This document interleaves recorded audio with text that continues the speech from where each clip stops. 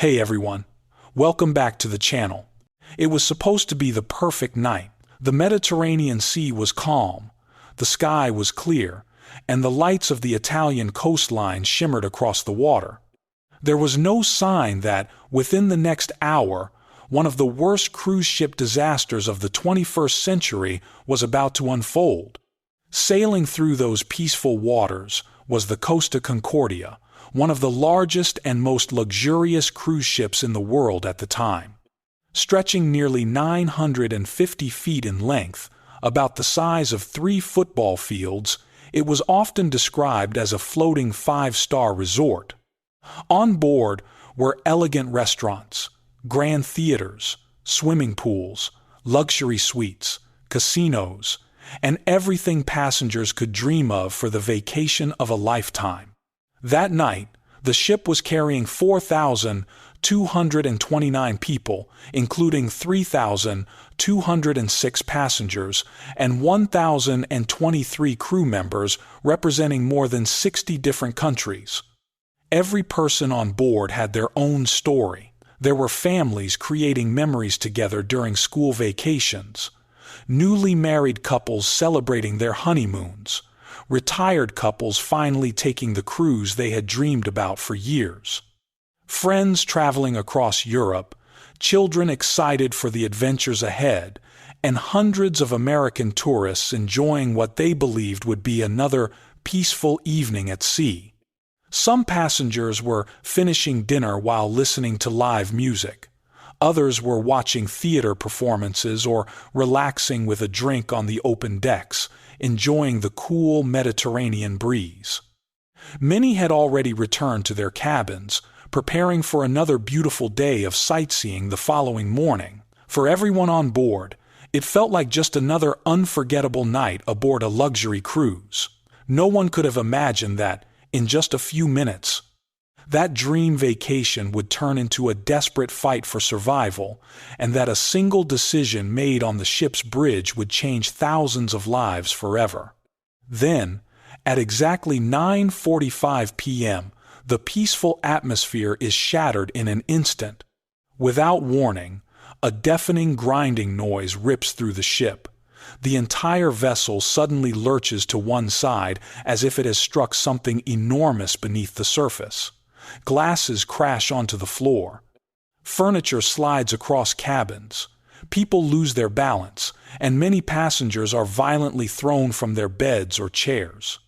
Deep below the waterline, the Costa Concordia has slammed into a submerged rock formation just off the coast of Giglio Island, Italy. The impact is devastating. A massive 50-meter-long tear is ripped into the ship's portside hull, creating an opening large enough for thousands of gallons of seawater to pour inside every second.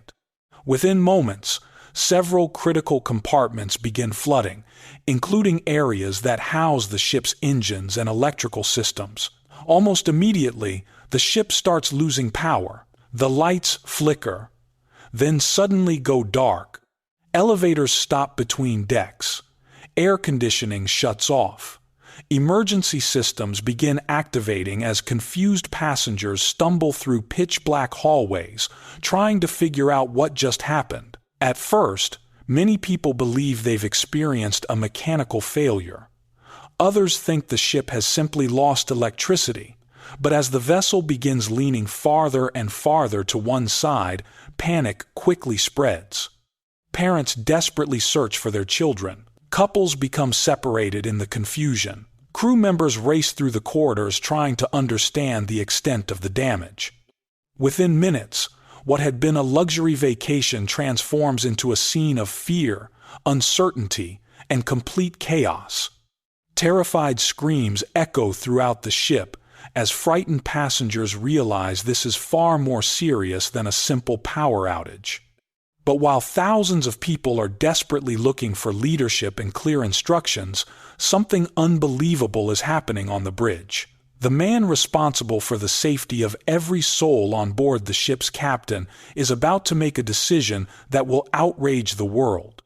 Instead of remaining on the bridge to coordinate the emergency, instead of leading the evacuation, As every captain is expected to do, he leaves the ship while hundreds of passengers are still trapped on board. His name is Francesco Schettino, and in the years that followed, he would become known around the world by a title no captain ever wants to earn: Captain Coward. To understand how this tragedy happened, you first have to understand what the Costa Concordia represented. This wasn't just another cruise ship, it was one of the most impressive luxury liners sailing the world at the time. Launched in 2006, the Costa Concordia was designed to deliver the ultimate vacation experience. Measuring nearly 290 meters, or about 950 feet long, it towered above the water like a floating city. With 13 passenger decks, it offered nearly every luxury imaginable. Guests could spend the day relaxing beside multiple swimming pools, unwind in a full-service spa, enjoy Broadway-style theater performances, dine in elegant restaurants, shop at onboard boutiques, or simply watch the sunset from private balcony cabins overlooking the Mediterranean. For many passengers, this wasn't just another holiday. It was a once-in-a-lifetime experience. Some families had spent years saving enough money for this trip. Others were celebrating anniversaries, birthdays, retirements, or honeymoons. Every ticket represented months or even years of planning, anticipation, and dreams finally coming true. But while thousands of passengers trusted that they were in safe hands, the man in command of the ship was about to make a decision that had nothing to do with safety. The captain, Francesco Schettino, was 52 years old and had spent decades working at sea. To many people, he appeared experienced, confident, and charismatic. He knew these waters well and had commanded large cruise ships before. However, according to testimony and evidence presented during the investigation, Schettino also had a reputation for enjoying attention and taking unnecessary risks to impress others. On the night of the disaster, investigators concluded that he deliberately ordered the Costa Concordia to leave its planned course and sail unusually close to Giglio Island. The maneuver was known as a sail by salute. It wasn't part of the scheduled route.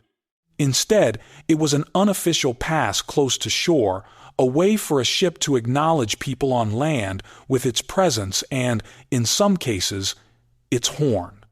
According to court proceedings and widely reported accounts, Schettino wanted to pass close enough to impress locals on the island.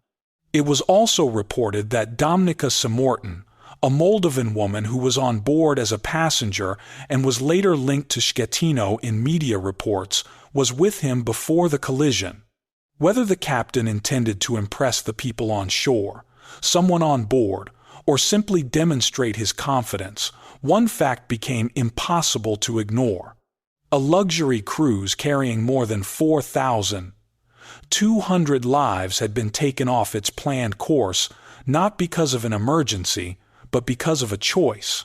And just minutes later, that choice would have catastrophic consequences. That single decision would prove to be catastrophic. What began as an attempt to sail closer to shore soon became a disaster that would make headlines around the world. Let's break down exactly how everything unfolded. At approximately 9:15 p.m., the Costa Concordia left its planned course.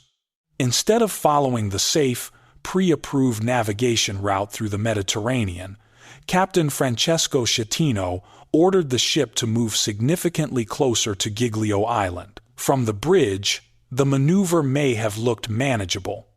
But beneath the calm surface of the sea, dangerous rock formations lay hidden. For the next several minutes, the massive cruise ship continued toward the island, closing the distance with every passing second. Then came the moment that changed everything. At 9:45 p.m., the Costa Concordia struck the Lascaux Reef with tremendous force. The impact tore a 50 to 60 meter long opening into the port side of the ship's hull.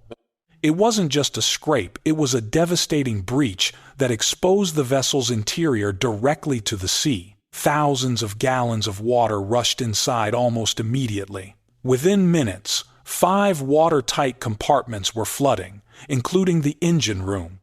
Modern cruise ships are designed with multiple watertight sections to help them survive damage, but the extent of this breach exceeded what the ship had been designed to withstand. As seawater overwhelmed the lower decks, the engines began to fail. Then the electrical systems shut down. The lights suddenly went out. The elevators froze between decks, leaving some passengers trapped inside. Air conditioning stopped. Communication systems became unreliable. Emergency lighting flickered on as frightened passengers tried to navigate unfamiliar hallways in the darkness. At the same time, the ship began to list heavily to starboard, leaning farther and farther with every passing minute. Walking became difficult. Furniture slid across the floors. People struggled to stay on their feet as the angle of the decks continued to increase. Yet despite the seriousness of the situation, passengers were not immediately told the truth. Instead, Captain Schettino and the crew initially reassured everyone that the problem was only a minor electrical issue. Many passengers accepted that explanation, believing the inconvenience would soon be resolved, but it wasn't. Even more critically, the captain delayed activating the ship's general emergency alarm for nearly 1 hour. That delay would become one of the most heavily criticized decisions in the entire investigation. During those precious minutes, passengers who could have been preparing for evacuation continued waiting for instructions that never came. Meanwhile, hidden below the waterline, the Costa Concordia was quietly losing the battle. Water kept pouring in. The ship continued drifting. The list grew steeper, and with every passing minute, the chances of a safe and orderly evacuation became smaller. As the situation aboard the Costa Concordia becomes more desperate, panic begins spreading from one deck to another. The ship is now leaning at an increasingly dangerous angle. Hallways that were easy to walk through just minutes earlier have become steep slopes.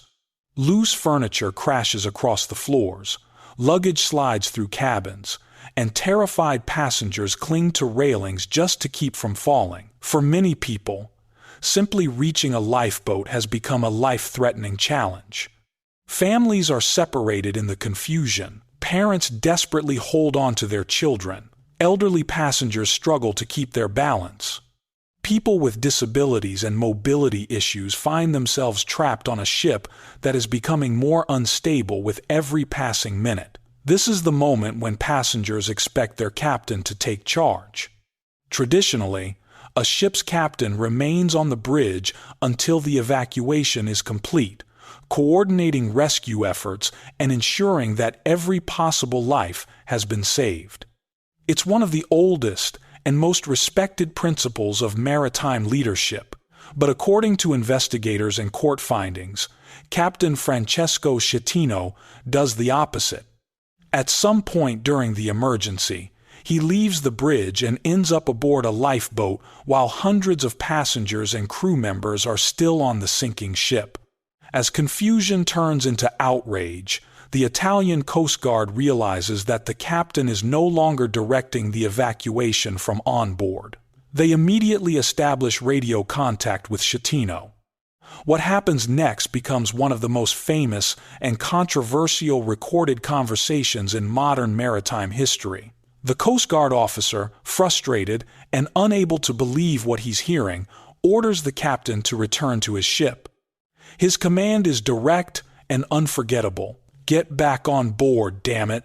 The recording, later released to the public, quickly spreads around the world. Instead of returning, Schettino repeatedly explains that the ship is listing too heavily, that it's dark, and that going back would be difficult. But the Coast Guard isn't interested in excuses. They remind him that hundreds of people may still be trapped inside, and that only the captain can fully coordinate the rescue from aboard the vessel. Despite those repeated orders, Schettino does not return to the Costa Concordia. While he remains in the relative safety of the lifeboat, many passengers and crew members continue fighting for their lives on the crippled ship. Yet amid the fear and confusion, extraordinary acts of courage begin to emerge. Crew members refuse to abandon their posts, helping frightened passengers find life jackets and guiding them toward evacuation routes. Strangers help strangers climb down emergency ladders and ropes. Passengers carry children, support elderly travelers who can barely walk, and give up their own places to help others escape first. In the middle of one of the darkest nights of their lives, countless ordinary people display the kind of bravery and selflessness that many believed was missing from the ship's highest-ranking officer. As the Costa Concordia continues to lean farther toward the sea, the race to save the remaining passengers is becoming more desperate with every passing minute. As the night grows darker, an enormous rescue operation begins to take shape. Emergency calls pour into authorities from every direction. The scale of the disaster quickly becomes clear. More than 4,000 people are trapped aboard a severely damaged cruise ship just off the coast of Giglio Island. Within minutes, the Italian Coast Guard, local rescue teams, firefighters, medical personnel, and nearby fishermen all rush toward the scene.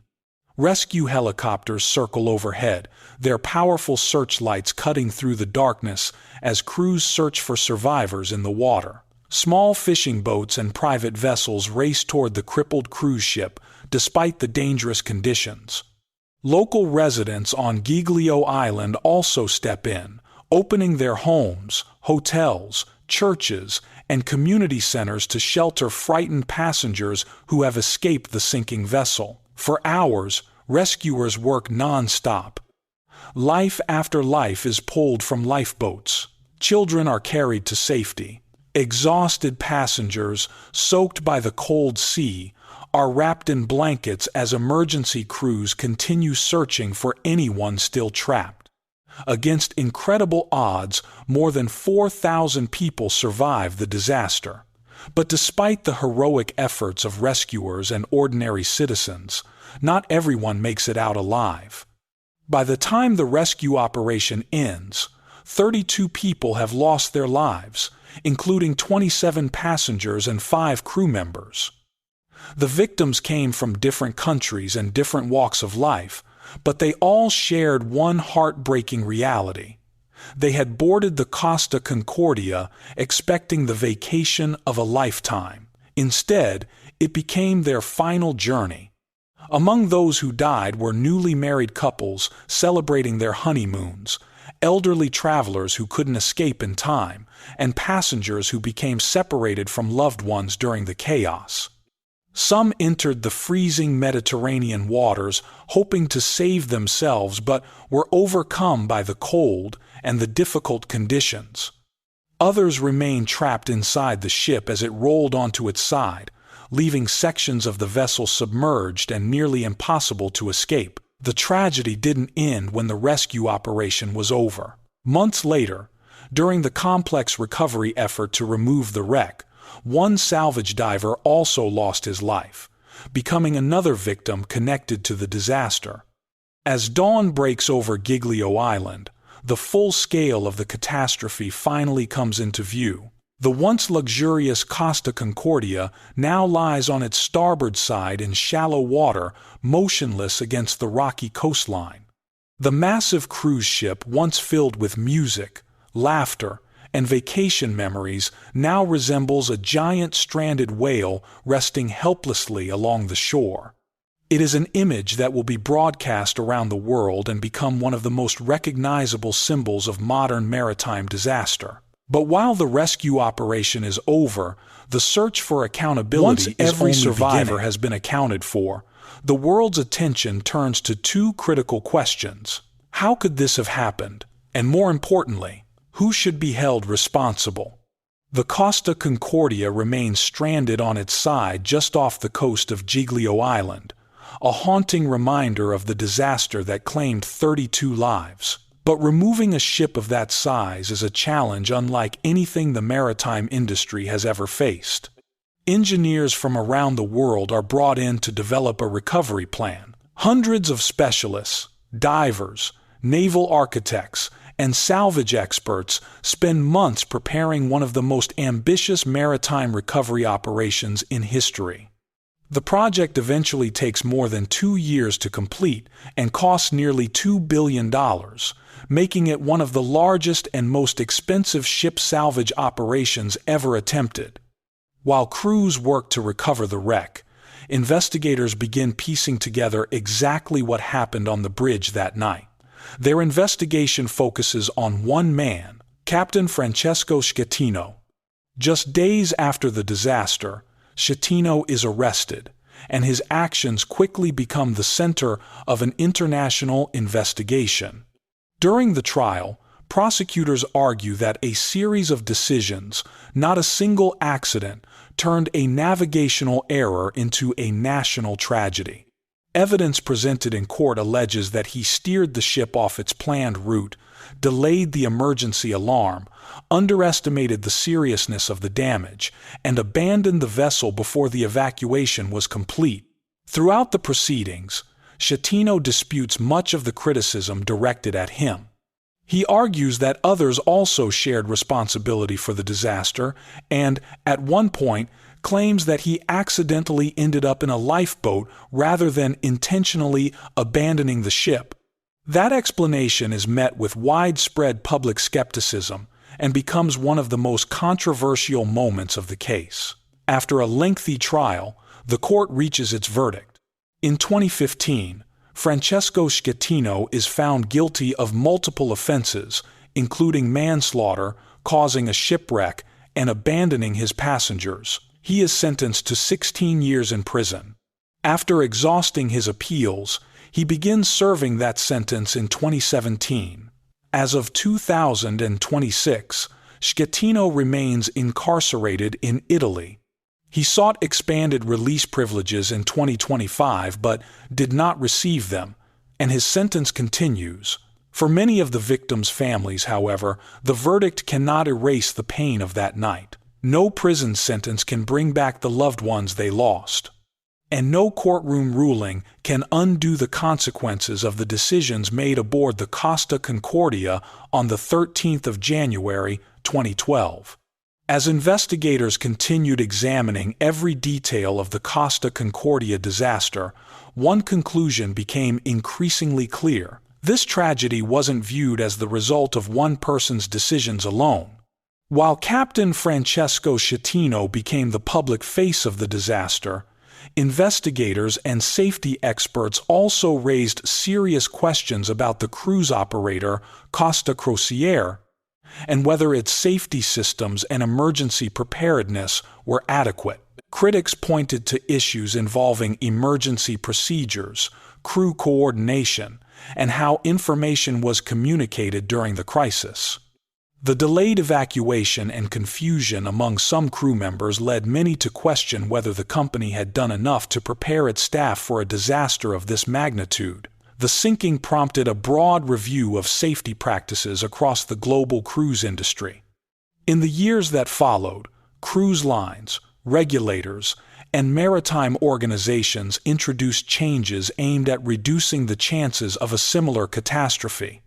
These reforms included stricter expectations for captains, making it clear that deviation from approved routes and emergency decision-making would face greater scrutiny.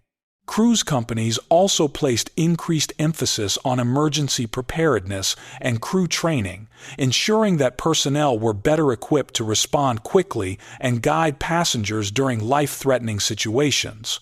In addition, the industry strengthened accountability and operational oversight, with greater attention given to bridge procedures, risk management, and compliance with established safety protocols. The Costa Concordia disaster became a turning point in modern cruise safety. Its lessons influenced policies far beyond Italy, reminding the maritime world that even the most advanced ships depend on disciplined leadership, proper training, and clear emergency procedures. But despite those reforms, one painful truth remains unchanged. For the families who lost parents, spouses, children, friends, and loved ones that night, no new regulation can undo what happened. No safety policy can replace the lives that were taken, and no improvement to the industry can erase the memories of a vacation that ended in unimaginable tragedy.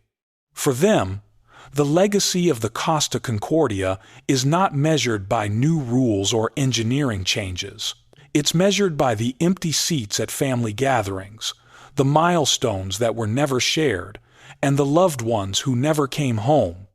When people look back on the sinking of the Costa Concordia, they don't just remember a ship that ran aground. They remember a tragedy that exposed how a single series of poor decisions can place thousands of lives at risk. The disaster claimed 32 lives and forever changed the lives of hundreds of survivors and grieving families.